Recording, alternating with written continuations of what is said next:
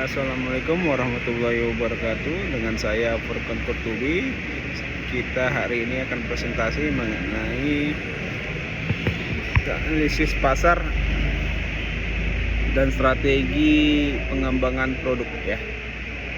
Kita sini pada ngambil contoh produk Apple ya. Bagaimana segmentasi Apple iPhone itu fokusnya pada psikologi perilaku, demografi maupun perilaku konsumen ya. Apple memang membagi pasar smartphone bukan hanya berdasarkan kriteria dasar ya, tapi secara mendalam menggunakan kriteria psikografis, yaitu keinginan status, yaitu individu yang mengasosiasikan kepemilikan iPhone itu dengan status sosialnya, baik sebagai orang yang maju, orang yang sukses. Kemudian dari apresiasi desain juga konsumen mendapatkan estetika, desain minimalis, kualitas bahan yang utama. Kemudian inovasi, yaitu segmen yang selalu ingin teknologi terbaru. Kemudian segmentasi berdasarkan perilaku, yaitu loyalitas merek pengguna yang terikat erat dengan ekosistem Apple dan cenderung melakukan pembelian berulang. Kemudian ada peran targeting dari produk Apple, yaitu mereka yang dikatakan profesional dan kreatif, mereka yang memerlukan kinerja tinggi dan integrasi antar perangkat ya, baik itu dari MacBook-nya, iPhone-nya maupun iPad-nya, itu pekerjaan bisnis mereka. Kemudian kita akan membahas tentang SWOT dari Apple ini ya, baik dan kompetitornya, baik itu Samsung maupun kita ambil Samsung dan Xiaomi ya. Analisis SWOT pada Apple ini, kekuatan mereka itu ada pada loyalitas pelanggan yang mereka memiliki tingkat loyalitas pelanggan itu sekitar 92%. Kemudian mengambil keuntungan premium ya, artinya yang tertinggi secara rata-rata dibanding dengan industri yang sama. Nah itu dia kekuatan mereka ya, strength ya.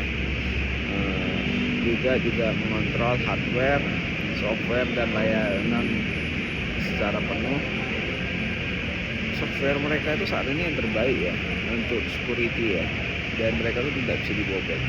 Kemudian ada juga dari strength-nya itu di weakness ya. Sekarang tadi strength, SWOT, weakness, opportunity, dan edge. Sekarang kita masuk ke weakness, yaitu kelemahannya. Sebagian besar pendapatan dari Apple ini masih tergantung pada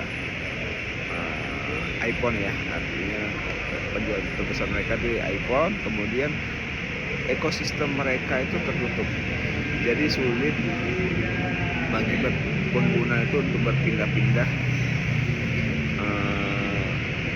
antar perangkat ya.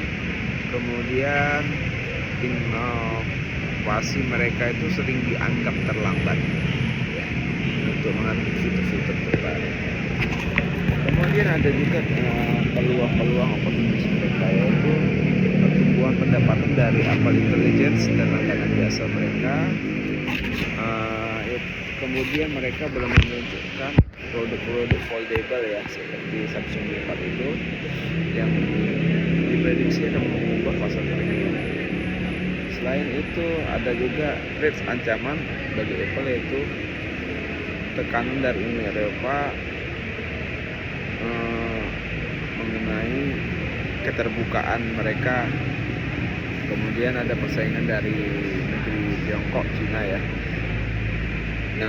akibat kebangkitan merek-merek lokal.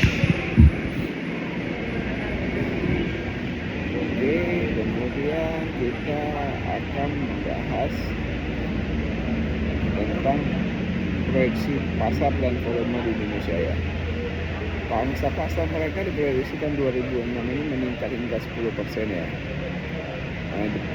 Oh, bukan meningkat. Pangsa mereka saat ini menguasai 10% dari pengguna HP di Indonesia. Ya, jauh sekali dibanding pengguna HP Android, yaitu 90%. Tapi mereka mempunyai pelanggan yang stabil dibanding kompetitor lain seperti Samsung maupun Xiaomi. Mereka walaupun 10%, tapi mereka menguasai 40% sektor premiumnya. Ya, yaitu harga HP yang di atas 10 juta. Mengenai pada 2026 ini diprediksi mereka akan mengalami kenaikan sekitar 10 sampai 15% ya. Harga jual mereka akan menaiki sekitar 10 atau 15% ya. Kemudian tetap model-model favorit itu iPhone dan yang biasanya Pro semua. Tapi di sini pasar handphone bekas mereka itu sangat stabil ya. Dan tertinggi di Android.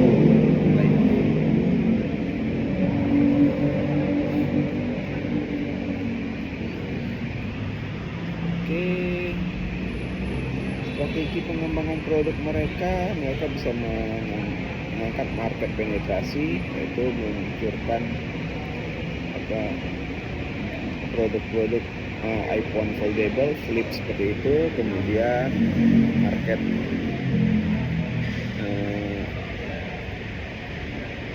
developmentnya ada pembukaan Apple Store ya secara resmi. Selama ini kan hanya pihak kedua yang distributor, bukan Apple Store secara resmi. Mungkin itu yang bisa jadi pertimbangan untuk meningkatkan penjualan mereka di tahun 2020. Kemudian mengenai strategi pemasaran digital itu bisa dengan membuat konten kampanye video pendek di TikTok maupun Instagram dengan menggunakan perangkat mereka. Kalau secara konvensional mereka bisa menggunakan di billboard ya di daerah strategi ataupun workshop kelas fotografi ya, itu bisa diterapkan secara ini. Oke, itu saja terlebih dahulu dari saya, rekan Pertiwi. Semoga video ini sangat bermanfaat untuk teman-teman sekalian. Assalamualaikum warahmatullahi wabarakatuh.